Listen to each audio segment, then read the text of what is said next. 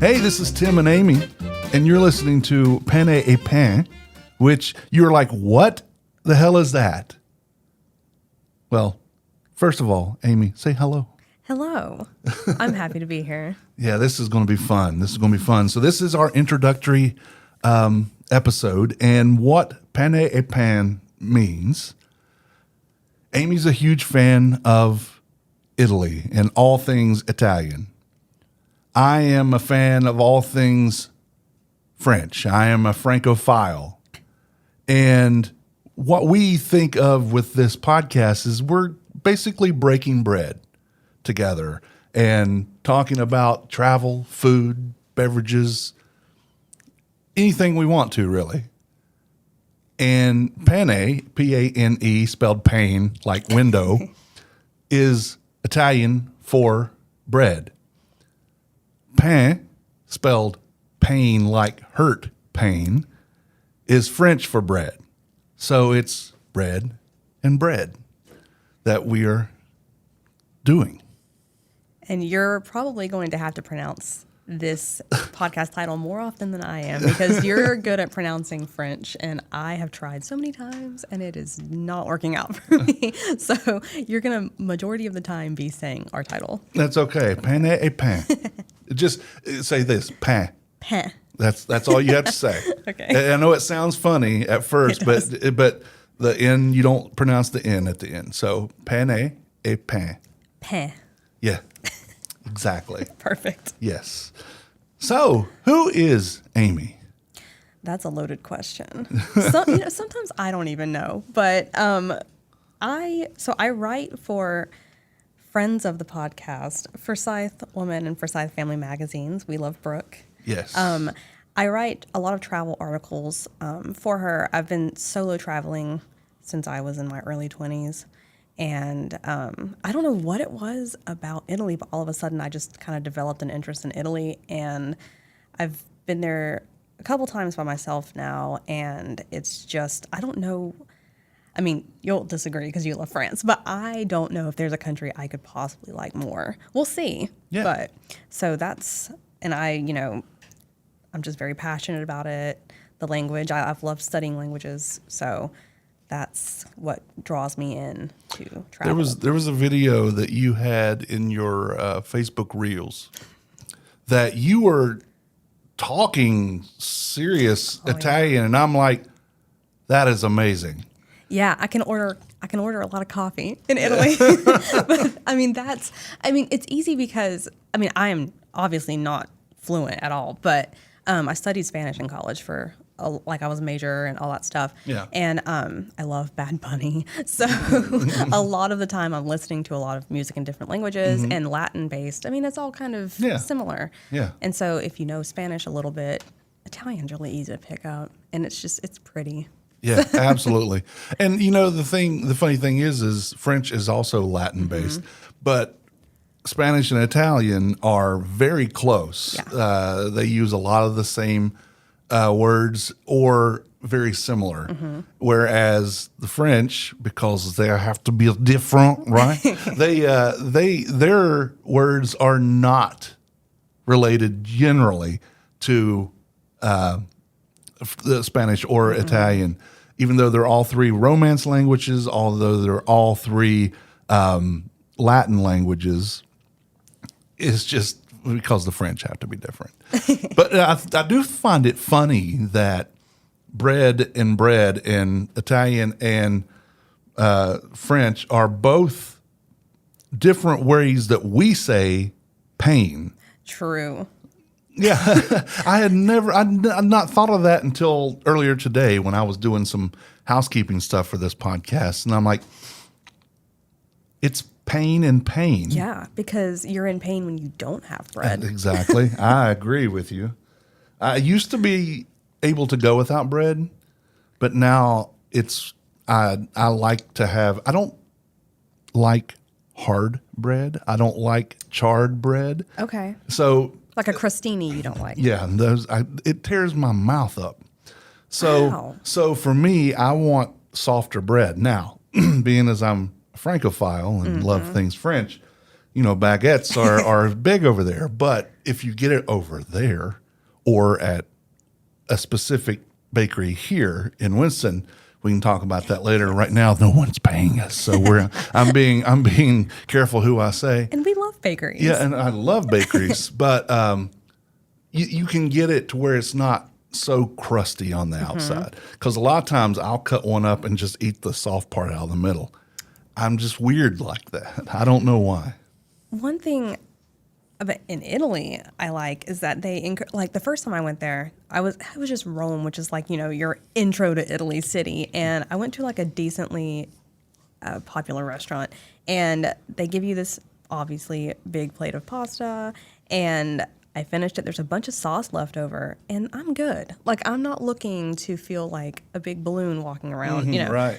And the waiter comes over and he's like, "Do you want some bread to like finish that with?" And I'm like, "No, thank you."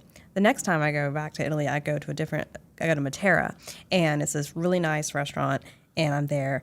Same thing happens. And she's like, "No, you have to." She's like, "It's a scarpetta.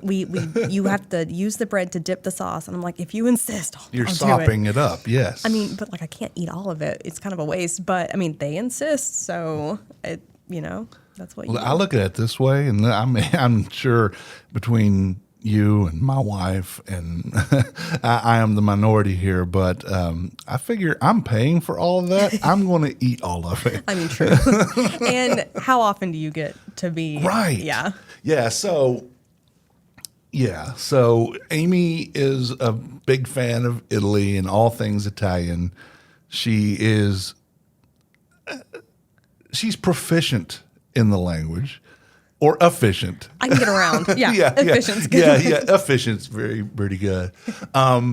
So you'll hear me mention Stephanie a lot. That's my wife. Amy and I are not married. We are good friends. I love Amy, but not in that way. Love you and too. My wife and we've been to Paris 3 times. Excuse me. I've been to Paris 3 times, and one of my funniest stories to tell is it was our honeymoon, the second trip. The first night in Paris, we had started in Scotland, where we got married, and then we went from there to. You didn't know we got married in Scotland? That'll be an episode. Yes. Okay. Yes. We got married in a castle in Scotland. Oh, that's beautiful. Then went to London, and then to Paris, then to Bruges. And it was our first night in Paris. And she took French in college, not very well, but she did. And I took French in high school. Didn't remember a whole lot of it. But we knew that ice cream in French is glace, Glace, glace. Okay. And there was these 3, it was 3 ice creams. And she was trying to ask, does she have to get all of them the same flavor? Can she get 3 different flavors? And she was like, 3 glaces. And the waiter put his hand on her shoulder and says, "Please, Yes. English." I've heard that happens a lot. Yeah. No, I But he said, "I appreciate that you're trying," because I hear a lot of people complain that the French are rude to Americans, and that's because Americans are American, and we go over there expecting people to bow to our whims, and that does not happen there. They are a very proud city, or country, and but we tried, and I have never encountered a rude Parisian or a rude French person at all. I'm scary. I'm 6'2" and large, and I have this look about me that when you don't know me can look kind of scary. And I get it. And I use it to my advantage whenever I'm in big cities. No one messing with me in New York either. Well, see, but that's funny because, I mean, we had lunch recently at a place in downtown, and, I mean, Tim knew how many people in the restaurant. So he's like this jolly person that walks in, however he calls himself scary. No. I totally agree with you. That's why I say once people know me, they realize that I'm not scary. But to people who don't, and Stephanie says, give them that Paris face, which the listeners won't be able to see this, but Amy will. Whenever I go,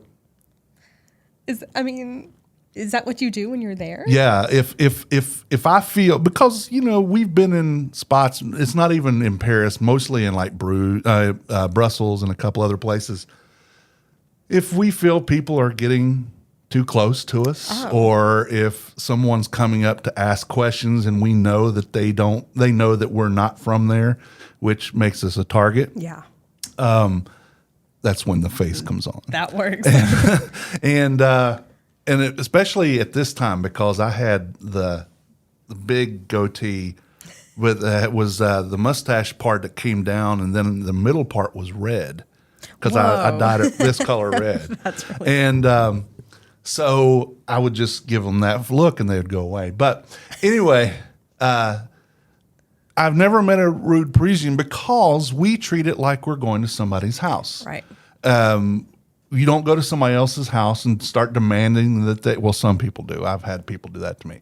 But you don't go demand that they do something for you, or you owe them something. And that's how I look at when we travel, no matter where we're going. Mm-hmm. We are not natives of that place. I'm not even a native of this place. Yeah. So we try to look into customs and see what is accepted and what is expected.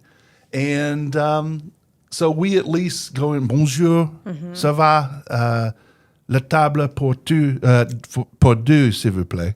And it's a table for two. And when you get through there, it's English menus? Oui, s'il vous plaît. And they're like, okay. And then they usually, from that point on, it's all English transaction. And in Paris especially, because it's a major travel destination. Yeah. They speak English pretty well.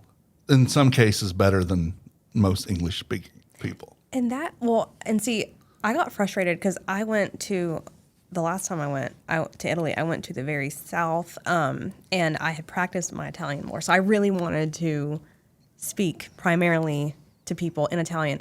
But I guess because I'm very fair-skinned, and they would automatically know I didn't speak Italian even before I said anything. And so I would go up to these restaurants and they'd start speaking to me in English, and I'm just like, I really wanted to ask for a table in Italian, but like, okay. But I had a very embarrassing entitled American moment my first time traveling to Europe by myself. I went to Munich, and I thought the hotel offered a free shuttle to the airport. I thought I read it somewhere. Apparently they didn't. But I go down and I'm checking out, and it's this older lady, and I'm like, hi, is there like a free shuttle? And she's like, a what? And I'm like, a free airport shuttle. And she looks at me like she's disgusted. She goes, no, nothing's free. And I was like, oh, okay. This is not unlimited breadsticks. This is not what this is. And so I just paid my little $5 to take the train or the little bus to the airport. It's fine. But that was a lesson. I was like, okay, don't ever ask that again. Yeah. So, I mean, you learned that lesson. We had to learn that lesson a couple of times. The internet is your friend. Mm-hmm. It can be the worst thing in the world, but it also can be your best friend. And I remember the last time we went to Paris was in 2022, and we did a lot of research ahead of time about the different areas, because this time was, being our third time, it was just, let's go see. Not sightsee. Mm-hmm. We're not sightseers. Yeah. Just go see and experience. Like a local. Right. Yeah. So that is our definite thing. I was actually trying to think of notes about us, or about me. At the beginning, my favorite thing, we go to, like I said, Paris. We go and we'll take the metro out to an outlying neighborhood and walk our way back to city center, because we want to see how the locals live. And you burn off for dinner, like the calories before your big dinner, so it evens out. Yes, it's killing two birds with one stone. You are. I lost weight the last time I was in Paris, and we know how much butter they use and stuff. So I mean, it is. The struggle was not bad. It was quite good, because I mean, my feet hurt and my back hurt, and I'm not in the greatest shape. So next time we go, I will be in better shape. But Montmartre, which is a hill. Sacré-Cœur Sacré-Cœur is there, yes. I was going to let you finish pronouncing No, that. no, you did right. Nope, not going to try. Yeah, go ahead. Sacré-Cœur. Sacré-Cœur. Yeah, cool. Yeah, no. Yeah. I don't think I can do that. You can do it. We'll work. I am That's gonna one work on thing it. this podcast is going to do. I'm going to be better at Italian, and you're going to be better at French. I'm down. Yes.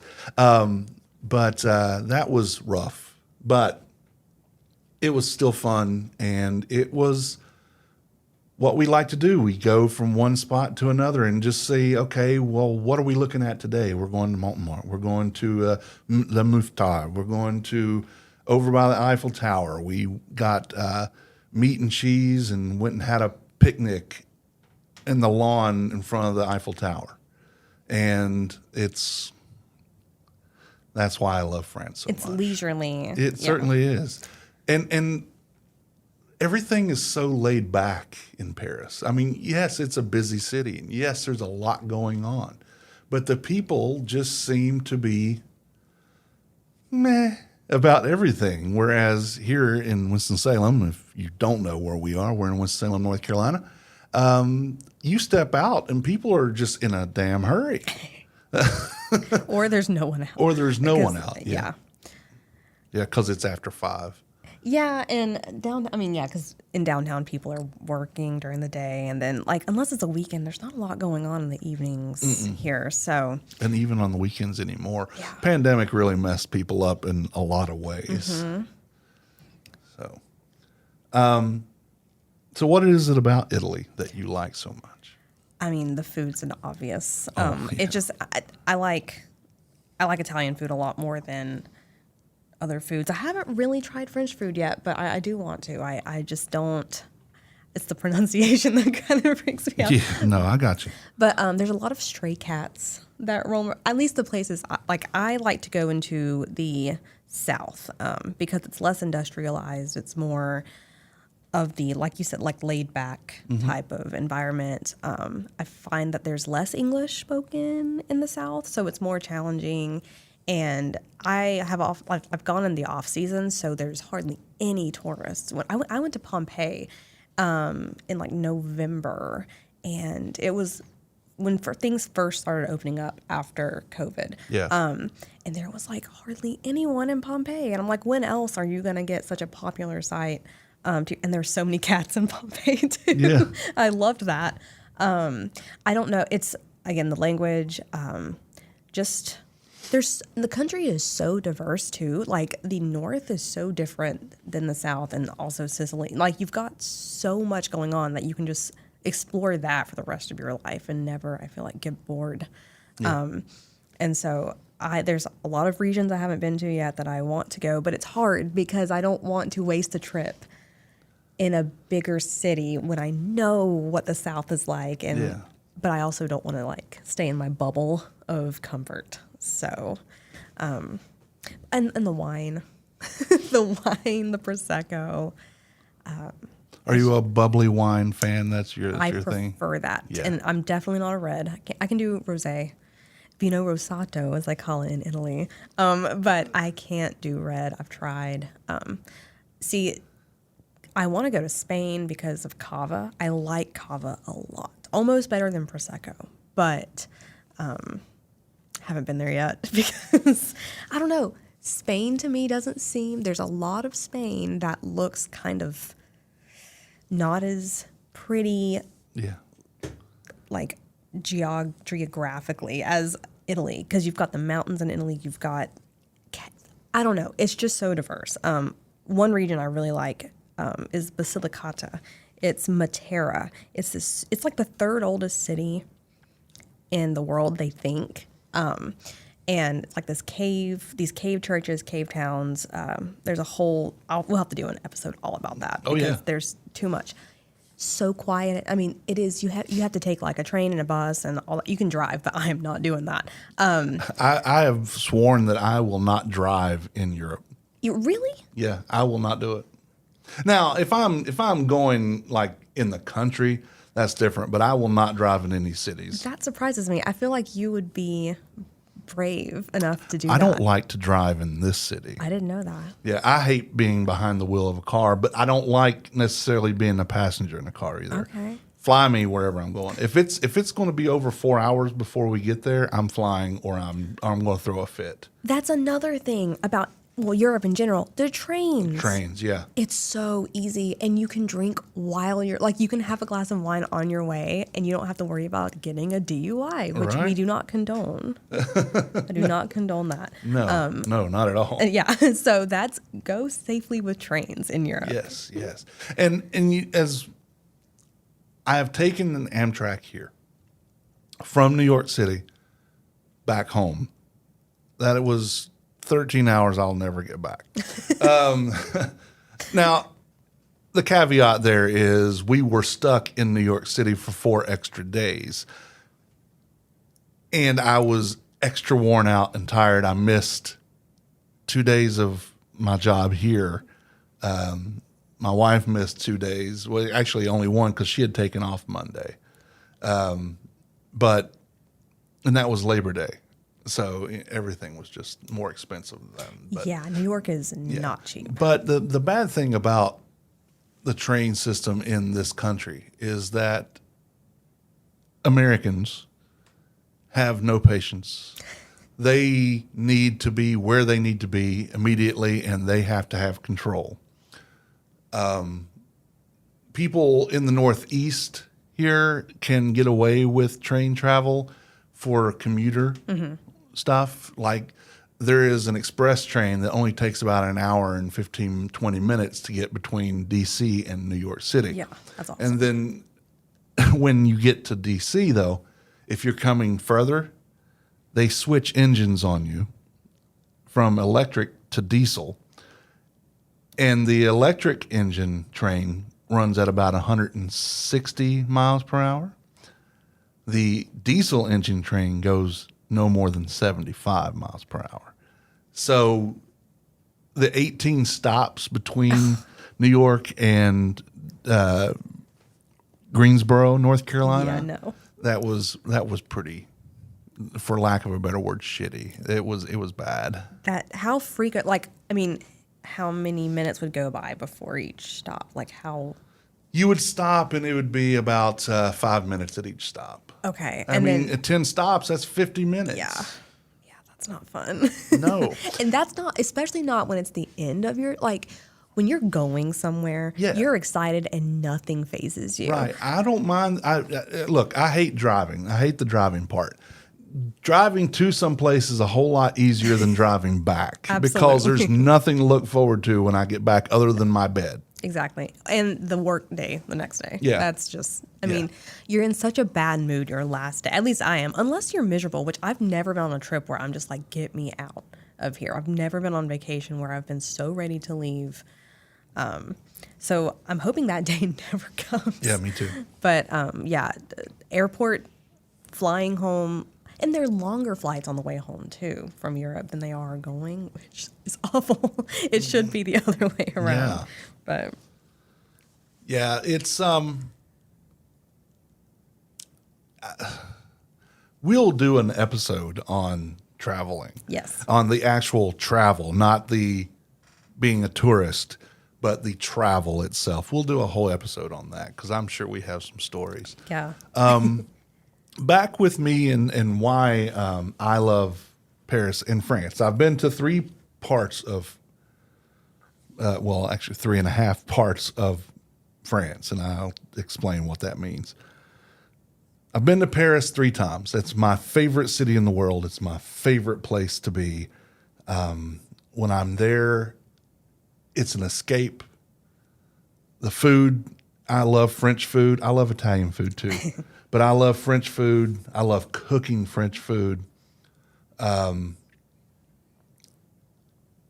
there's also, it's not as old as Rome because Rome is pretty much the cradle of our society, right? Not counting back to, as the Italians call it, Constantinople, Istanbul, Turkey, all that stuff. But there's so much history and so much that you read in books that happened in Paris that you're living it. The first night this past trip in 2022, we did for the first 2 days of the 6 days we were there was Hemingway trip. So we would actually find, because he was in his movable feast, he was very detailed about addresses and where things were.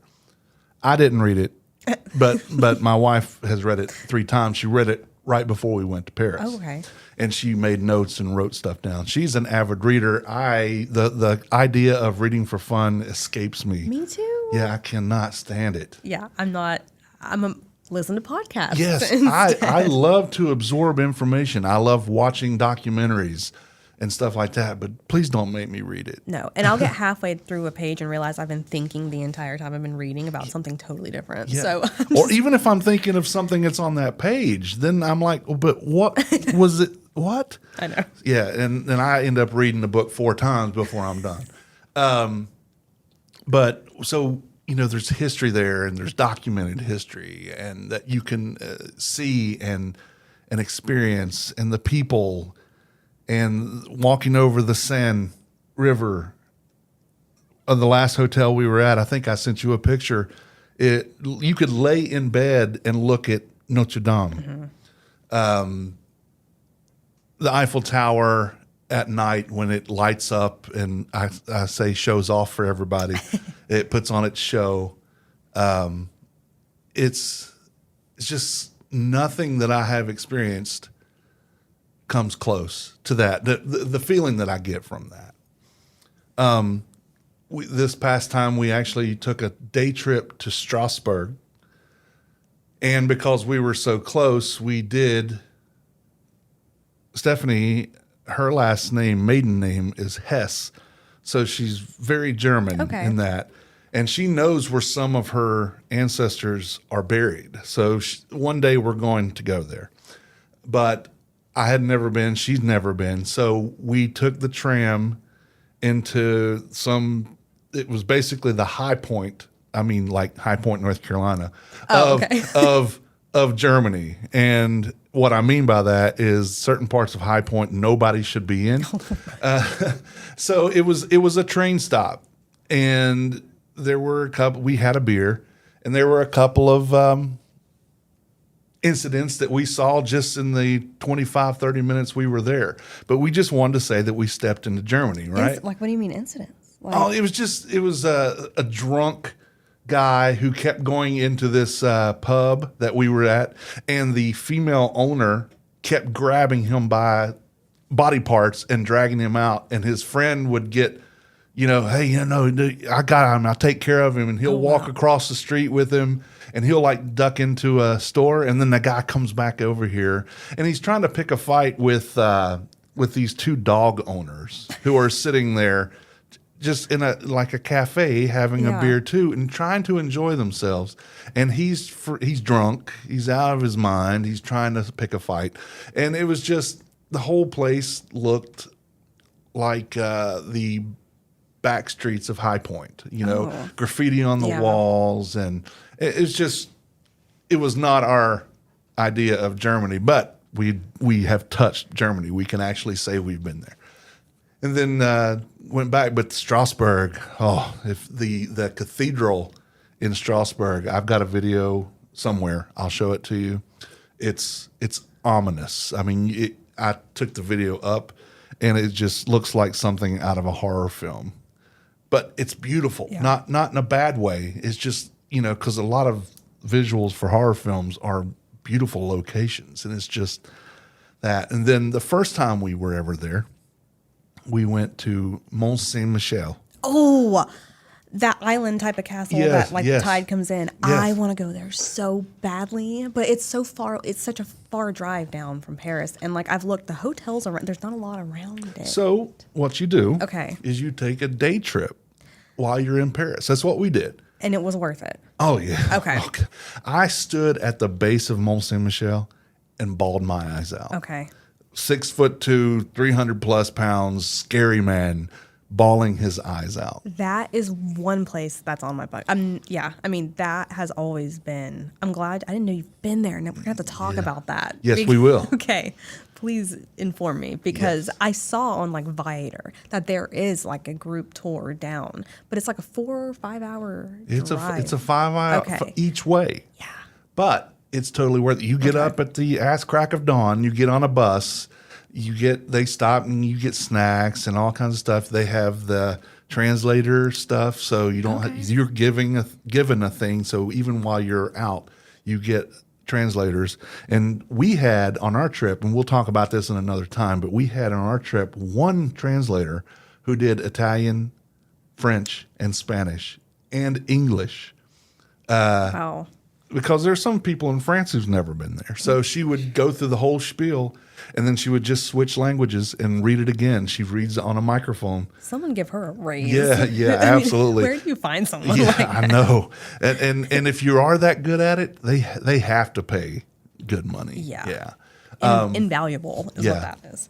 You get there. We had crepes, because there's these specific crepes that they make that's this place is famous for. It's a little farm outside of Mont Saint Michel. And even now, because it's been 10 years now since I've been to Mont Saint Michel, they've taken the causeway out, so it's back to where you have to get there when the tide is low. I did not know that. Yeah. Well, okay. On this tour, did you find that you had enough time at the actual site? Oh, yeah. Okay. Because Yeah. I took a bus tour to the Neuschwanstein Castle in outside of Munich. Yeah. And it was it was good. I loved it. But it was a very rushed experience. And so that's one thing that kind of deters me, is like having a time limit on so if I would do it. And I mean, to do something like that, I kind of have to if I'm not going to drive. But any time I go somewhere, I'm always hesitant to go on these group tours, because because I'm watching my clock the whole time. Like, I got to get back to the meeting spot. And so that's what stresses me out, but it would be worth it for something like that. Yeah. I will say. So we, just so the listeners know, and I don't know that you know, at one time I was a travel agent. So Didn't know I that was a either. travel agent for my honeymoon. I scheduled all that. We saved $1,500, $2,000 because I didn't have to pay me for it. That's amazing. Yeah, but we'll discuss stuff like that. It'll be in our travel episodes. Okay. But we didn't really cover. We do know each other because of Brooke. Right. Brooke Eagle. Brooke Eagle from Forsyth Magazine. I'm going to go ahead and say it because she does a lot for me and you do a lot for them. So I produced their podcast, and you are, like you said, you write that. You wrote my wonderful article that people are very appreciative of. People are saying, that's a great article. Look at that picture. Who took that picture? I said, well, I took the picture, but the words, that's all Amy. That's awesome. So, yeah. But we know each other from that because we worked together through her. For a couple of years now. For 3. 3? Yeah. It started in January of 2020, and this is January 2024, so 4 years. That's terrifying. Yeah. Okay. Where have I been? Well, because we've had a lot. Because how many episodes did we hit? It's 107. In the late 700 and upper 70s. I think 76, 176. And so I'll write the show notes for that and send those to Tim, and then he uploads everything, and he has all the equipment and whatnot. So yeah, for a couple of years now. And like how you had thrown it out there a couple times to me. Yeah. And at first I thought you were just being nice too. I'm like, oh, he's just being nice. Like he's just gonna say that to me. But then I've always wanted to do a podcast, Yeah. but and then why not? Yeah, because I think what it was I started following you after we started talking to each other when we were working through Brooke, that you were posting stuff about Italy Right. and beverages. Yes. And I'm like, I am the man who ate the town, a food blogger and food podcaster, and I love traveling. We should really do something where we just talk about traveling, food, and beverages. And you're like, yeah, we should do that. Ha, ha, ha. And that's okay. I get it. This is this creeper old guy that's hitting on me. But No. But that's my words, not hers. But I mentioned it 2 or 3 times over the course of these years. And the last time I explained to her that this was on me. I did think I was going to have to buy studio time. And I'm like, that's not in my personal budget. No. And I'm like, if I'm doing the podcast, there is no cost for that. So for production, it costs other things. But no, I just wanted to talk about travel with somebody and food with somebody and beverages with somebody. So do I. Yeah, and here we are. Here we are. We should we okay, and we're going to have themed cocktails each episode. Yes. Depending on what we're talking about, we'll have a special cocktail that goes along with the theme. I intend on making them in the studio. So that'll be fun. Yeah, and we are planning on video too. Yes. So you can see just how beastly I am and how gorgeous Amy is, and we'll just go and everything will be great. But so we have a lot of plans. We're just going to talk. I'm sure we're going to bring in some local people that either are involved in travel or restaurant people, because it's not only about traveling. It's food, and we have a great food culture here in Winston-Salem and the surrounding areas. We have great beverage culture. We have a lot of things going on. So we will have a variety of things to talk about, but our interests lie with the travel, food, and beverage industry. So that's where we will bring you with us every time. Buckle up. Buckle up. Buckaroo. Anything else you want to say that we hadn't talked about? No, I think we should save it for the future. I agree with you. So Pane is part of the Less Desirables podcast network, where you can listen to our podcast as well as the Less Desirables, Fan Interference, The Man Who Ate the Town, that's me.